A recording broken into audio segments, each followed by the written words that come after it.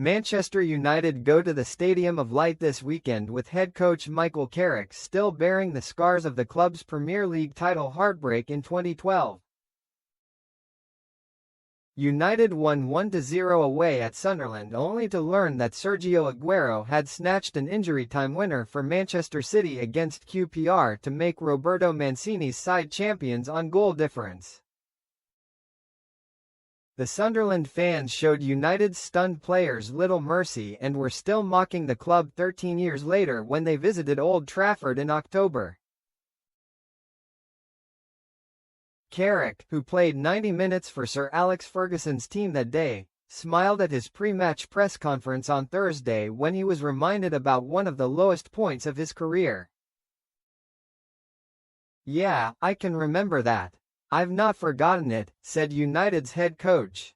"Obviously, it was a one-off kind of feeling and it wasn't during the game. It wasn't until after the game. I didn't really know exactly where the land was lying at that point. So it wasn't until we walked towards the edge of the pitch, and we had to deal with what was thrown at us. It's in the past but, yeah, it definitely sticks in the memory." United go to Wearside having clinched qualification for next season's Champions League with victory over Liverpool on Sunday. It has brought more calls for Carrick to be installed on a permanent basis this summer, but the 44-year-old remains relaxed about the situation. "Listen, clarity is important," he said. "I think moving forward, it's come the time of, at the end of the season where, I think we've finished strong, put ourselves in a good position, and obviously the situation of my role and what it looks like moving forward.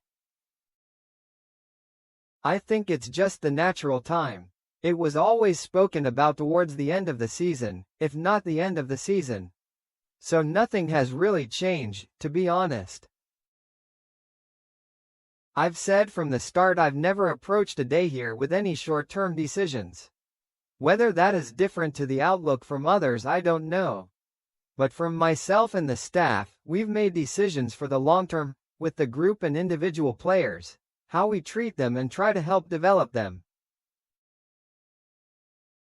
So I don't think we would change the approach about how we go about things. It might be for other people looking towards me, whether that is players, supporters or media. I don't know how that changes. Maybe we'll get to see. From my point of view, I've gone about it in a way I feel right to do it." Carrick has urged the players to finish the season as strongly as possible even though United are already guaranteed of a Champions League place. Asked what his message to them has been, he replied, "Pride, responsibility, playing for this great club. Great supporters. There's really good togetherness within the group as well, and it's about improving and evolving all the time as well. In terms of the Champions League, it's a really good step, but that's not the end at all. We want to keep improving. We want to finish strong. Maybe it does change slightly, but it doesn't in terms of us preparing for the game, wanting to do well and whoever plays, play well, and try and win the game." Carrick has also expressed his disappointment that the FA Youth Cup final will be played at Manchester City's Academy Stadium and not the Etihad. Manchester United under-18s face their neighbours in the eagerly awaited game next Thursday, and there were hopes that it would be staged at City's 53,400 capacity home. But City have insisted on it going ahead at the 7,000-seater Joie Stadium next door, much to the frustration of United and Carrick, who was at Old Trafford 4 years ago when a team inspired by Kobbie Mainoo and Alejandro Garnacho beat Nottingham Forest in the final in front of 67,000 fans.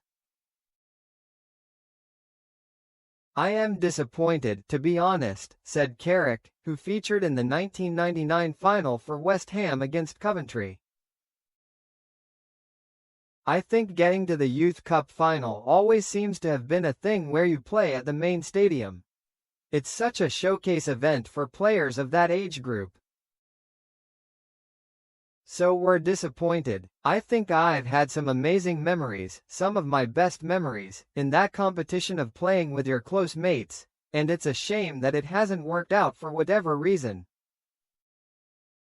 I was at the Forest game. It was a special night to see the stadium full for a game like that. It was what you'd hoped for, but it is what it is. There's nothing from what I know that can be done about it. It's kind of agreed, and hopefully, as years go by then it can be flipped to the main stadiums.